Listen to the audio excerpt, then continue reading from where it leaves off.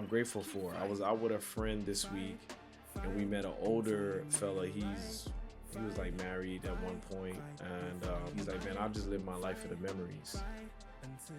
Because he's like, I've dealt with, yes, he said, I've been around older people who've been in hospice. He's like, I've been with people who've been ill. He gave us an example of his sister he's 55, his sister is 10 years older than him, who's 65. And she is trapped in her mind. She has no memories because she's never lived. And he was like, when you get older and you get sick, what's really gonna make you live if you have no memories? So he was like, I live for the memories. So he's lived in Japan, he's lived in Turkey, he's lived in Spain. He said every 2 years I move. Mr. Jerry Faval, what's going on, bloody? JTG. What up? Let's welcome the audience to another episode of Giant Fundamentals, the podcast dedicated to empowering men by tackling the vital issues of mental health. With that being said, we're going to do a little something different this time. How about that nigga Bam? 83 points. Come on, man. Shout out to my boy. I don't want to hear about your mind, your body. I want to hear about how you felt when that boy Bam did that. It was that magic. Magic man. Come on. Yo, I was excited. You know, remember when it was the first quarter, I was telling you, I was like, dang, Bam going for 81 tonight. You need to gamble. Because you literally said it step by every quarter. You was like 22, 31, 62. You would have made some money. I was like, dang, Bam I was like, yeah, he came with a fire that night. I was like, what's going on? But it was good because we needed it as Heat fans. For sure. We needed something this year because, you know, the last few years, I don't know what's up with them boys. We always find a way to make ourselves relevant. Mm-hmm. Yeah, when you said that earlier, I was like, yeah, you're right. They always find a way. Always find a way. And I shout out to the haters out there. I know y'all don't like Heat culture, but we had to represent. We had to represent. And for everybody that is hating on Bam eclipsing Kobe, I'm going to just say y'all don't really play ball. Because 70 points with 9 minutes left, everybody going for 100. I don't care what type of player you are, who you are, you're going to go for the record. Not only that they don't play ball, but they're not real Kobe fans. They can't be. Because if you're a real Kobe fan, you know Kobe want him to do that. Preach. Come on, man. Like, really? Because I had a commentator said he should have scored 81 and stopped. And I said, Kobe himself would have been mad. Exactly. Kobe would have been hot like, what? Exactly. What is that? There are so many clips online resurfacing of Kobe talking about those sorts of things. I think there was like a kid overseas or something like that, and he scored like 130-something points. Yeah, it was an old clip. And then Kobe was like, whoa, wow, that's impressive. Like, man, that's really Mamba right there. You know how unconscious you have to be? How many shots did he put up? Oh, he put like 60 shots. How much points did the team had? Like 180. He was like, whoa. He was just like, he was amazed. It's like, yeah, because that's what he is. So for them to think that Bam should have just stopped at 81 is like, what? Like, people, well, you know, this is a society we live in now. Everybody's a pundit. Everybody has an opinion. So, you know, I'm just like, yo, just celebrate the man for this accomplishment. This is crazy. Like, yo, I don't think people understand. And this goes back to your point in terms of they're not real hoopers. They don't hoop. You know how much great of a shape you have to be in? Forget scoring that many points, but to put up 43 shots? Yeah. Yo. And this is an NBA regular size court. Yes. And Bam is a two-way player. I don't care if it's on the Wizards because most of us can't even go to LA Fitness and score 2 points. Exactly. So I'm like, people just find any which way to discredit you. It's crazy to me. I'm like, was it always like this? Well, we didn't We didn't have internet back in the day for us to hear people's opinion. You had to go to the Yeah, barbershop to hear somebody's opinion. Or the true. court. Yes, true. But to your point, I agree. People can't even put up 83 points in LA Fitness. 83. No, you go too far. 2 points. Fitness, 2 points. With that being said, how's your mind? How's your body? How's your heart? What are you grateful for this week? Man, my body, I'm not gonna lie, it's feeling net. Body broken, man. Cause I hurt myself Friday ago. Hurt my my calf. Man, I'm shocked. Usually I'm the one that's hurting. Yo, I mean, I thought I was 21 again. I just went to the left and I said, "Oh, pulled my calf." Yeah, so that's recovering, and I'm really feeling my age now because I've been consistently working out with Chris every other day, and then we play Saturday, Sunday. And just this last week, not doing anything, I could feel my body is like, it feels like it's breaking down. I'm like, yo, okay, I just got to always stay active. Yeah. I love to stay active anyway, but I'm like, this is like, okay, you gotta stay active. You gotta stay in the weight room, do the cardio. Cause man, it's just so easy for the body to just start declining. Right. And it's like, damn, I used to just do this all the time. I would get hurt. You know how many times you sprained my ankle when I was 16 years old? And it's like you back to playing 2 days later. 2 days later. Now it's like a week and a half. You gotta do all this massaging. Now I need the real muscular. You see, what is my Zoes out there? You give me some real muscular because I was looking for some. I couldn't find any. I need some real muscular. Yeah. Rally the muscle. That's it. Just massage that thing. But yeah, that's body. My mind, I felt, especially I guess yesterday, because I was traveling, going from down south Miami to Orlando, and I just felt like this rush, like the anxiety, and I'm like, oh, this is how it feels. I never really recognized it, but this is like it feels when I'm about to travel. It's like, oh, I'm like, I gotta. My mind is like, and I'm like, oh, so I just stopped and I just was on the road and I was just breathing deeply, just breathing to kind of calm myself down because it felt like my mind was on a hamster wheel. I was like, oh, that's how Mark be feeling. Okay. Sources.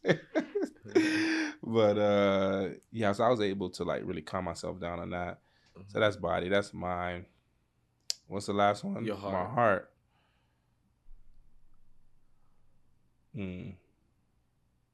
See, I'm trying to check in with my heart. My heart feels full. Feels satisfied. I feel like I'm in a really good place. And it's not because everything is going great per se, but it's because I'm learning how to manage my emotions every single day. I'm mastering my emotions like so much better. And there's a situation that happened yesterday where I had a major epiphany where I recognized that it's not about the external happening good for you or bad for you. It's really about what's happening internally. And the reason why I say that is because there was a situation I had with someone and I was like, man, they're probably going to start tripping. They're going to be, blah, blah. And I started going through that in my mind. I was like, you know what? Let me just chill. I'm forecasting. That's not good. Let me just chill. I don't know what's going to happen. Let me just communicate to them what I need to communicate to them and let the chips fall where they may. And then in return, when I told them, they were like, oh, okay, no problem. And I was like, oh, wow. But then furthermore, I started thinking about the person that I want to be. Okay. So in that moment, I wanted to be optimistic. But what I recognize is that a lot of times we want to be patient, we want to be optimistic, we want to be loving, we want to be caring, we want to be kind, we want to be strong, whatever we want to be. We want to be these things because we're looking for a result, right, not because we truly want to be that person. And what happens, well, I would say, but what happens when you don't get that result from being that person?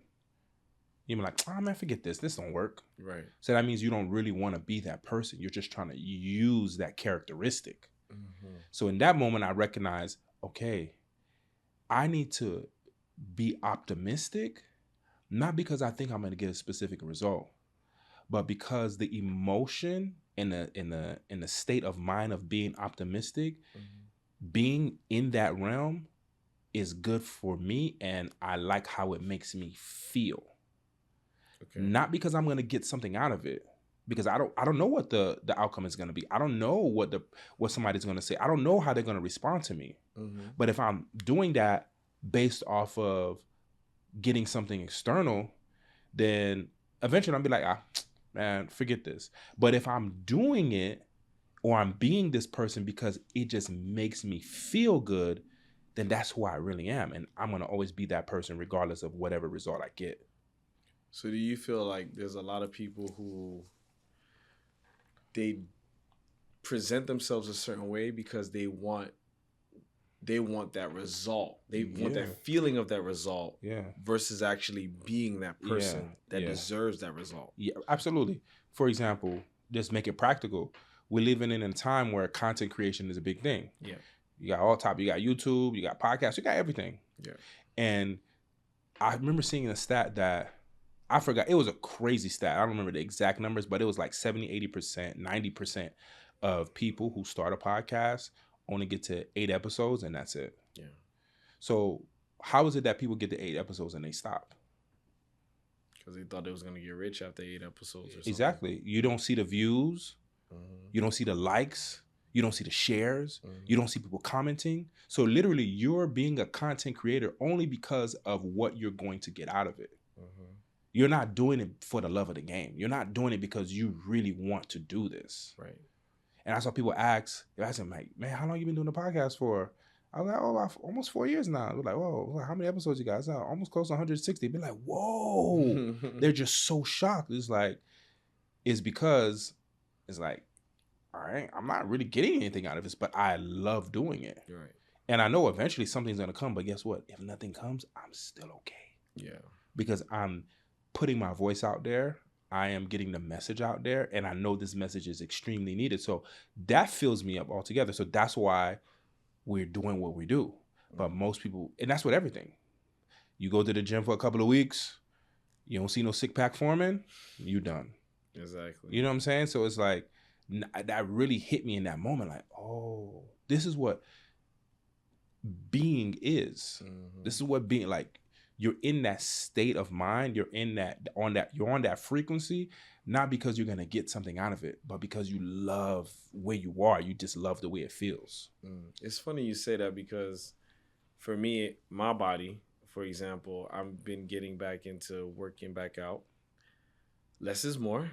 Taking my time. I went for a 3-mile walk. This morning I went for a 1-mile walk, 1-mile run, and I'm getting into that moment. I was like, oh, it's exciting again, right? Like, oh, okay, I could feel everything in my body, and I'm like, okay, let's keep building on this. Yeah. But I've been there where it's like, oh, I worked out this week, I don't see any 6-pack, and I'm like, I'm done, right? My mind feels clear. There's moments of anxiety, like you said, little. What do you call that? Squirrel brain? That's what it is. Squirrel brain, where I'm like, oh, got to catch myself. You know, I'm grateful for the level of awareness I have where it's like, yo, your mind is going somewhere, bring it back. My heart feels full. I feel like everyone around me is elevating. Everyone around me, we're all supporting each other. And you know, we had a nice weekend last weekend on a boat. Nice, you know, really enjoyed ourselves. But what I'm grateful for, I was out with a friend this week, and we met an older fella. He was like married at one point, and now he's divorced and he's living his life. He's actually bisexual.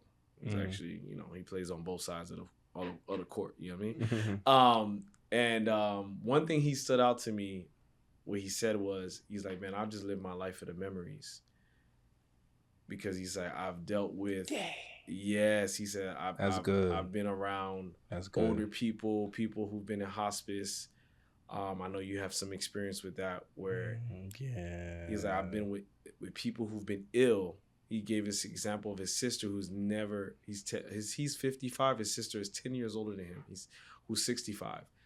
And she is trapped in her mind. She has no memories because she's never lived.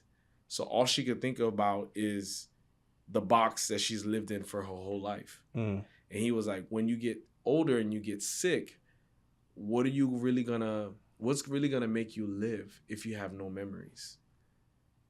So he was like, I live for the memories. So he's lived in Japan, he's lived in Turkey, he's lived in Spain, he said every 2 years I move. He's lived in New York, he's lived in Colorado, he's now back in Miami. This is his second stint back in Miami. This is good. You know, that is something that really struck me. I don't know. When we're on a yacht last Saturday, something clicked for me in my brain at that time. Because throughout the course of the week, especially in the beginning of the week, because I feel like Monday and Tuesday, I was still on that high. And the high was being ultra present.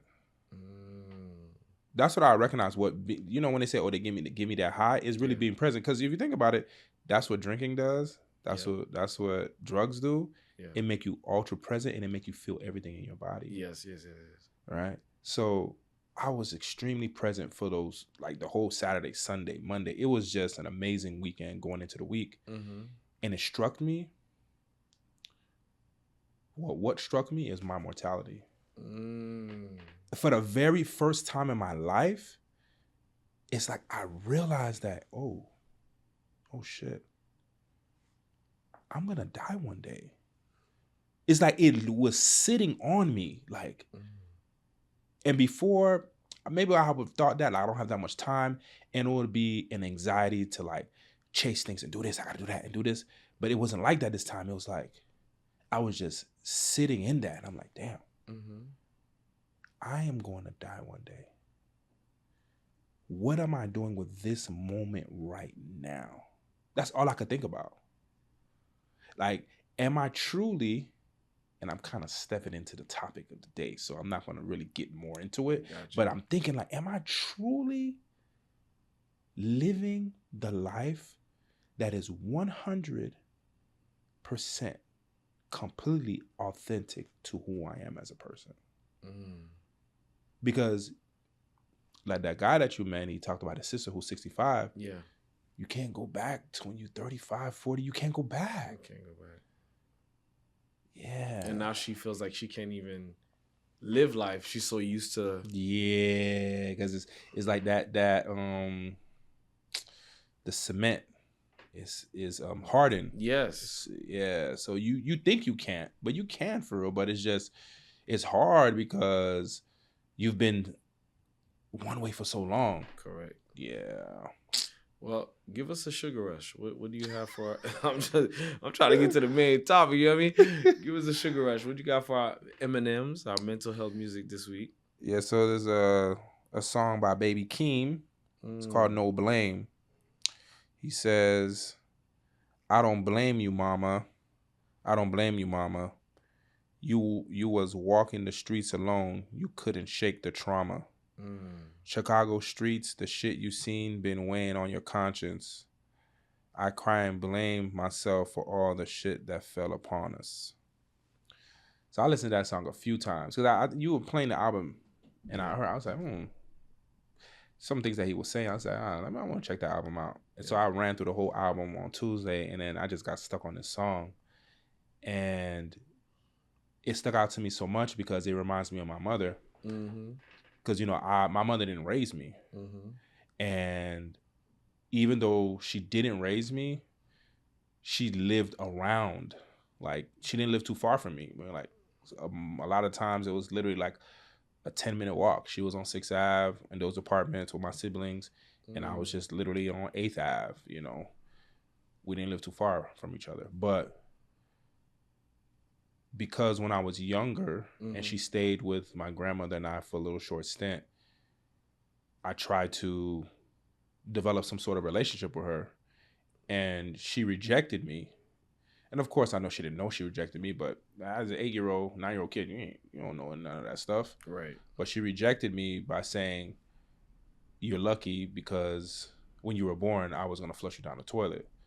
And that always stuck with me. And that just created a serious hatred and resentment towards her. Mm-hmm. So as time passed, I just never tried to have a relationship with her. And I could tell as I got older, like when I got like 19, 20, I could tell maybe she was trying to have something with me a little bit. Mm-hmm. But I was like, nah, I'm good. And it was one of my sisters who I'm close with. That's the only sister on that side that I'm really close with. Mm-hmm. I remember when I first got married, and she took me out to eat, and she was like, yeah, like I've been wondering, like, what's up with our family? Like, why are we so divided? Like, why you and our mom? What's up with y'all? And I told her what happened, and she was like, yeah, but this and that and that, whatever, whatever. I was like, nah, I'm good. I was like, I have a great relationship with you. We can build our relationship, but I'm not even trying to go there. So let's say fast forward, maybe like 2016, my mother ended up passing away. And I felt nothing. I felt numb. Like I just really felt nothing. But as time has progressed, and I'm like, dang, I'm older now. I'm a full grown adult. I got kids and everything. Mm-hmm.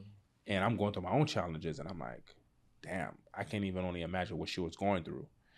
And as I'm hearing stories, bits and pieces from other family members, I was like, oh. And as I see or I heard about her relationship with my grandmother, I was like, dang. Like, and I was like, now I guess maybe like in the last maybe like 3-4 years, I've been able to forgive her and just be like, you know what? Yeah, you hurt me, but at the end of the day, I understand that they hurt you, and whoever hurt them, and who hurt them, hurt them. It doesn't absolve her from what she said, right, or her lack of presence, but I understand and I get it. So when I was listening to this, I was like, yeah, like no blame. Like that's what you're saying. Like I don't blame you, mama, because you were going through your own trauma. You were trying to figure things out. So in moments where this weekend where you were feeling like ultra present and grateful for where you are in life, do you think back to those moments where your mom could have gotten rid of you or aborted you? Nah, I don't even think about that because I'm so present. I see. Yeah, I'm not even thinking about that at all. I'm literally thinking about the moment. Yeah. And for me, the baby, that's his name, Baby Keem. His line is very powerful. I think that's something that for us who still have our mothers should say, because I think that a lot of mothers carry around this guilt sometimes because they're not perfect. And for you to tell your mom like, hey, it's not your fault, I don't blame you, and I still love you no matter what, it just makes them feel like damn, because I know my mom was like, I wasn't perfect, I tried my best, and I'm like, yeah, mom, you were an amazing mom. You know what I mean? You were imperfectly perfect. I feel like that's what Baby Keem was telling his mom, is like, yo, it's not your fault. You were carrying a baggage that you know nothing about. Yeah, it's true, because as you're talking about your mom, it reminds me of this client that I've been working with. I just started working with her 2 weeks ago. And the reason why she's come to me is because she has several kids, but she has one of them who's 19 who's still living with her, and they just don't have a good relationship at all. So she has a lot of guilt because she says, man, I wasn't emotionally present for my kids at all.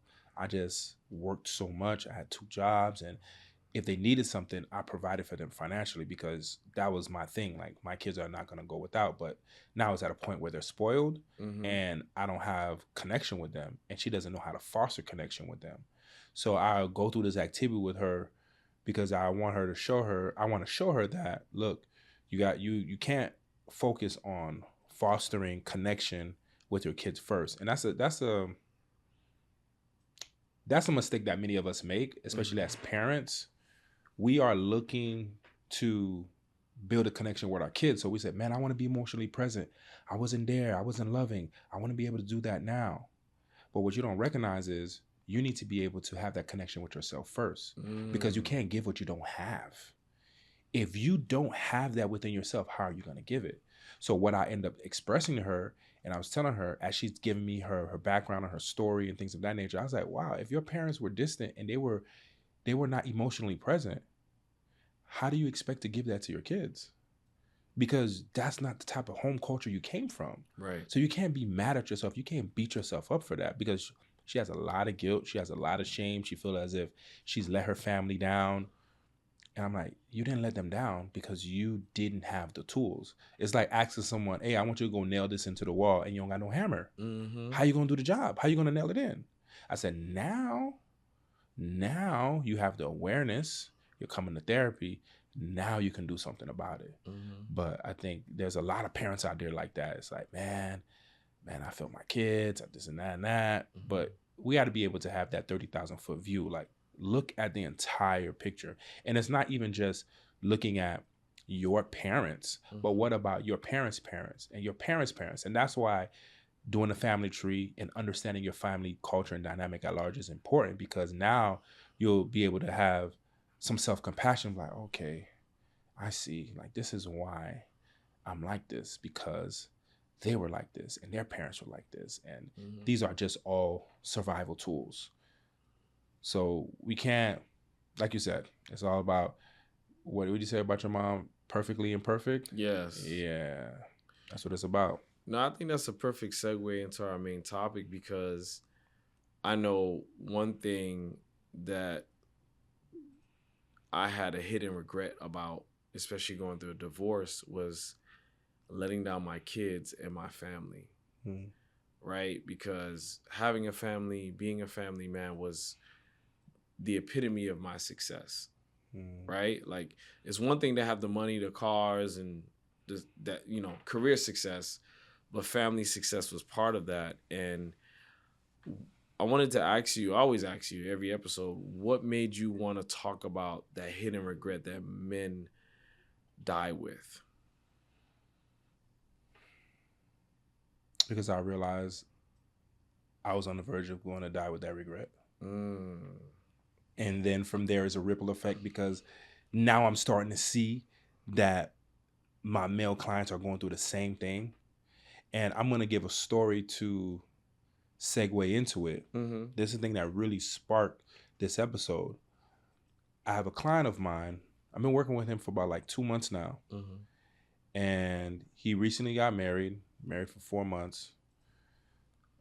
His now wife is pregnant with his child, and he has 2 step kids. Okay. And he would talk about his relationship, his marriage stuff, but we're not really for real. Mm-hmm.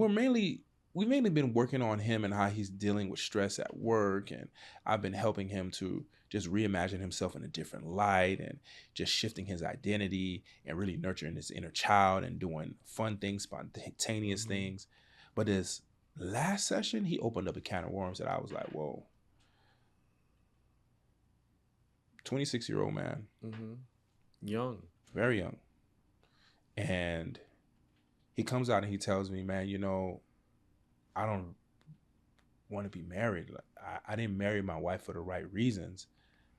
I married her out of pity. Every time I try to break up with her, she will always just come back, and she'll be angry and upset, and I'll just feel so bad because she's a single mom, and I felt like I should be the one to save the day, and so on and so forth. And then she would bring the kids, and they love me so much, and I just feel like I was like, dang. I said, so you married her out of pity? I said, man, that is not a good reason to marry someone. Mm-hmm. Like, that's what your relationship is founded on. Your marriage is founded on pity. Man, that's not a great way to start. And it was like, yeah, I know, but now I don't know how to break free from it. I feel like I'm trapped. He used that word so many times. And that's what I hear with a lot of people. It's like, I feel trapped. Mm-hmm. Because your perception and your perspective of yourself and the situation, you just feel as if there's no way out. Where you could literally be like, okay, I don't want to be here anymore, and just leave. Mm-hmm. Now, as he's speaking more and he's explaining more of the story, he had a drinking issue. He went to AA. Mm-hmm. And AA, I don't know if all of them, but I know there's a good number of them that focus on like a higher power. They're focused on religion, not just higher power. Let me just say religion, Mm-hmm. Christianity. So AA helped him out so much that he was like, you know what, man, I'm going all the way. Mm-hmm. So he ended up becoming Christian and baptizing and doing all these different things. And because of the religious culture, he felt the pressure to marry his now wife. And he was like, yeah, but I don't want to be married anymore. And I was like, that's okay. Yeah. And he was like, what do you mean? I was like, I mean, nobody can tell you how to live. Like, if you don't want to be married anymore, you don't have to be married anymore. He's like, yeah, I really didn't want to marry her, but I just felt pressure from the church and I this and that. I said, yeah, I understand. I get it. But you don't have to stay married anymore. Then the conversation goes even further. Because now he's like, yeah, I met this other woman and, she's so good. She's so nice. And, I could really see myself being with her. And I just feel like she's an upgrade from my wife that I'm married now. And this is where I stop him. So I'm like, okay, hypothetically speaking, let's say you leave your wife now and you go with this woman and you're with her, but then you end up finding another woman that you think is better. What then? You're going to leave this woman and go for that woman? He was like, well, to me, I see it as like a job. It's like if you find a better employer, you move on to the better employer, better pay, better benefits. So I was like, oh, okay. So what you're saying is if you're with this woman and you find someone better, you're okay with leaving her. He's like, yeah, it sounds bad, but yeah. And I was like, okay. And he was like, but okay. I said, yeah, I can't tell you it's wrong. Right. Like, that's your life. But there needs to be a level of communication. And I'm like, bro, you're 26 years old. You're so young.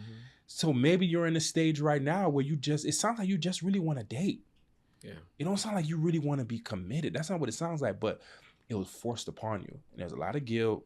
There's a lot of pity to make you be in this role that you really don't want to be in. And that's the thing what I recognize with a lot of men. What we do, and it doesn't necessarily have to be, get married, have a wife, kids. It doesn't necessarily have to be that. Right. But it's, hey, get this job, make this certain amount of money, go in this certain direction. And when you go in that direction, everything is going to be good. But most of the time, when people do that, when men do, and they take this route, you get to the top, you're like, this is it? Like, what? Like, that's it? But for a lot of us, we don't have the courage to climb down that mountain and go up the mountain that we really want to go up. So this is where the regret settles in for a lot of people. Many men wish death upon me, blood in my eyes. But many men are living lives that are not true and authentic to who they are. And I'm seeing them every day. Something that stood out to me, what you told your client, and what I appreciate about going to therapy was when my therapist said, I give you the permission to let this go. Or when you told him it's okay. If that's what's right for your life, then it's okay. That permission, I don't know what it does. Like, I remember I started crying in my session. Like, what? You giving me permission to make this decision or live this way or let this go? Like, talk about how big that is. Man, listen. When somebody gives you permission to do something, it's like the most freeing feeling in the world. Yeah. And the reason why that is because everybody else around you, whether it is spoken or unspoken, it is felt that, hey, this is the route everybody's going. You better go down that same route. If not, you will not be accepted. If not, you will not have approval. If not, your community, you won't have any community. Right. So when there's one person be like, hey, that's what you want to do? Go ahead, it's okay. I support you. It's like, whoa, like, and kind of sometimes it's like, really for real? And that's the thing with a lot of us, we haven't grown up in an environment where we're given the permission just with the small things. Right. It's the little things. Oh, I want to go to my friend's house and go play. No, you can't go there. Oh, I want to go to the movies. No, you can't go to the movies.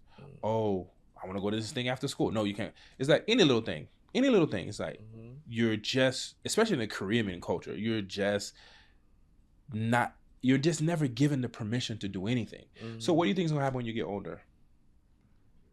You're going to be living by other people's opinions. Yeah, other people's opinions, other people's standards, other people's expectations. And guess what? You're going to be miserable. Yeah. And this is how you get to 60, 70, 80 years old and you're like, yo, what the fuck did I do with my life? Yeah.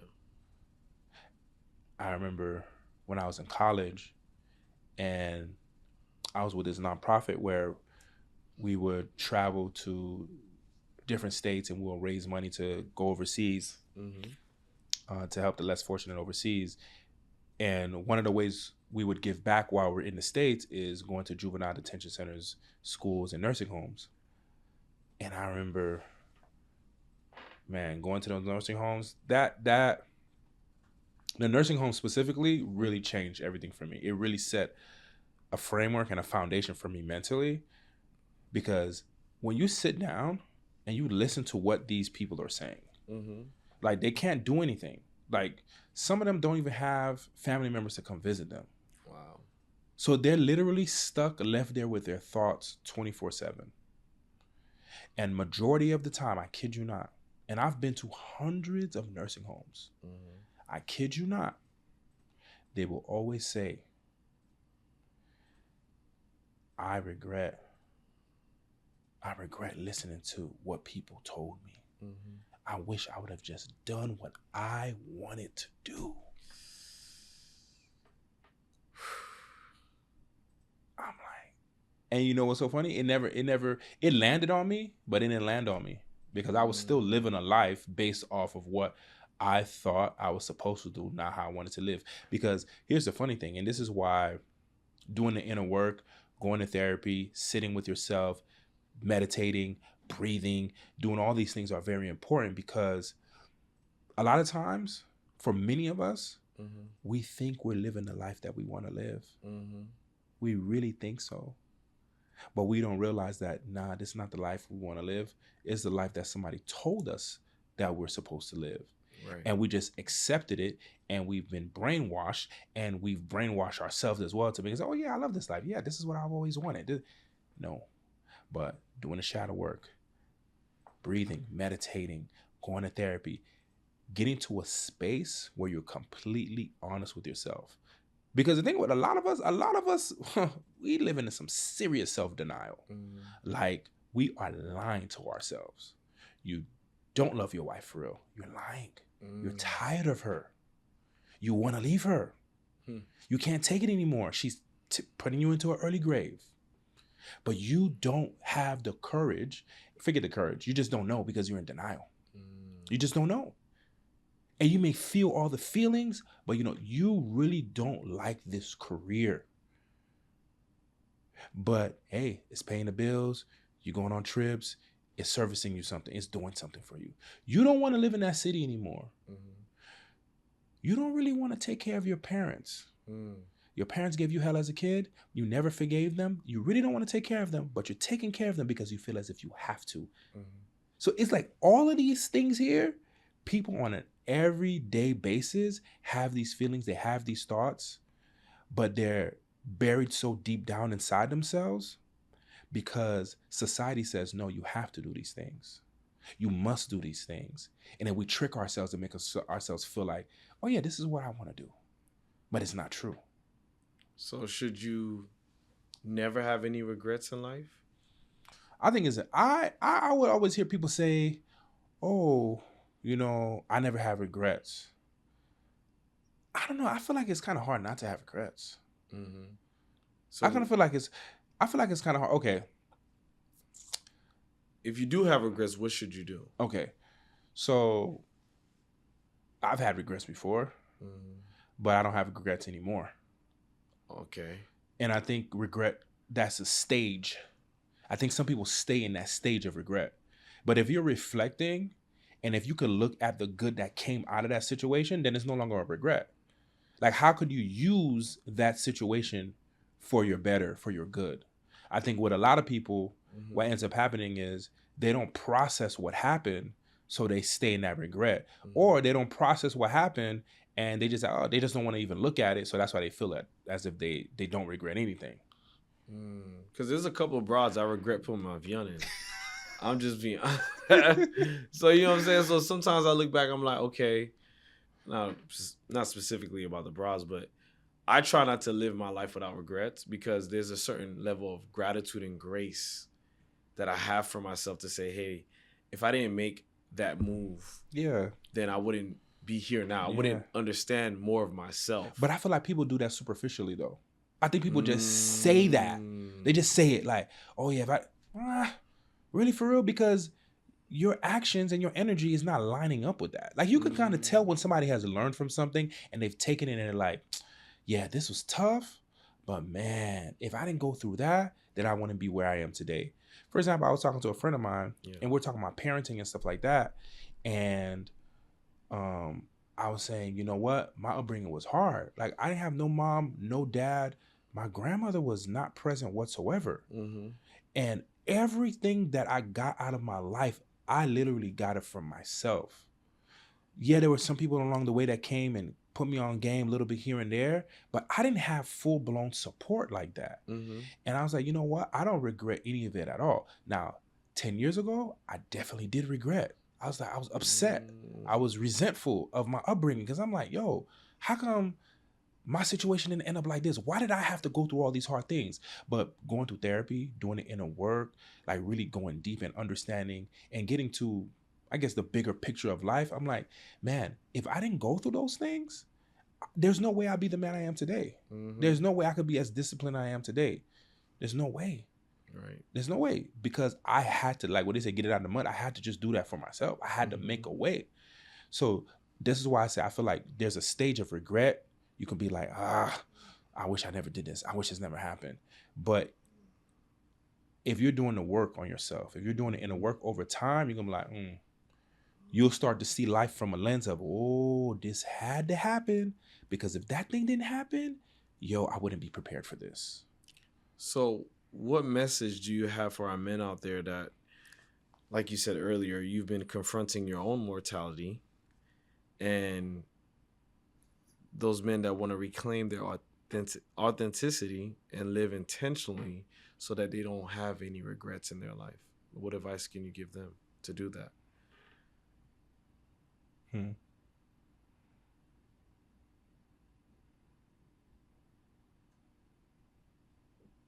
I'm sitting still in it because there's so many different ways I can go with this. I'm trying to think, should I go the micro way or should I go the macro way? But I'm just going to go with the macro. As men, we are notorious for disconnecting from our bodies and staying up in our minds. Everything is logical. Everything is data. Everything is analyzing. Everything is strategy. But when we're always there, we're disconnected from our bodies, and our bodies, our hearts, our guts, that is what's telling us what direction to go in. So I'm going to go to the macro. If your gut is telling you, leave that job, leave that job. Leave it. And you know what's going to happen? You're going to feel, damn, I got to leave this job. Next thing that's going to happen, you're going to go straight to your mind. Oh, but if I leave, this, that, and that. See, that's when the anxiety and the overanalyzing starts to kick in. You're like, oh, if I do this, then this, and that, and that. And then you're going to stay stuck there. But make a commitment that you're going to leave that job. And of course, all of us are adults. So I'm not telling you just go leave and just don't have any plan. I'm not saying that. But what I'm saying is stay connected to that feeling. Right. Say, yo, I'm going to leave this job. Hey, in 6 months, 7 months, every night when I come home, I'm applying for jobs. I'm calling people. I'm seeing the best fit for me. I'm like, do that.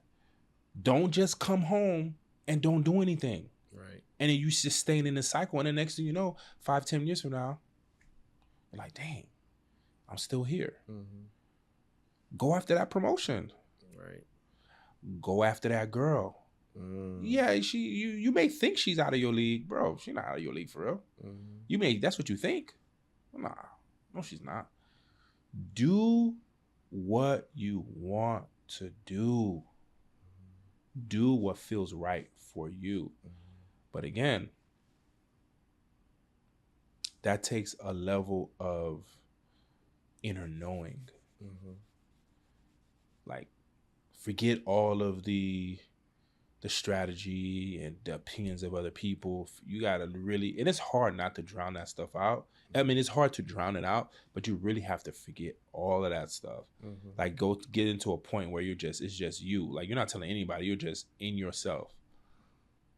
And however you feel, follow that feeling. See, women, they follow their feelings all the time. All the time. All the time. It's the feminine energy. Right. But we have that too. We have the same thing too. Right. We don't have a lot like they do, but we have it too. We could tap into that and just follow that feeling. If you follow that feeling and you trust it, you're not going to have regrets. Now, it doesn't mean that it's going to go exactly the way you think it's going to go. That's what we be messing up at. That's the logic. Yeah, it's not going to go the exact way you have it in your brain, how you envisioned it. But I guarantee you, at the end of the day, you're going to be happy that you took that step. So if they want the micro, they got to book a session. Yeah, that's the step-by-step. Let's go. Well, I appreciate that. I feel like my gut is telling me to love you more, bro. Love you too, brother. Until we pod again. It's my time to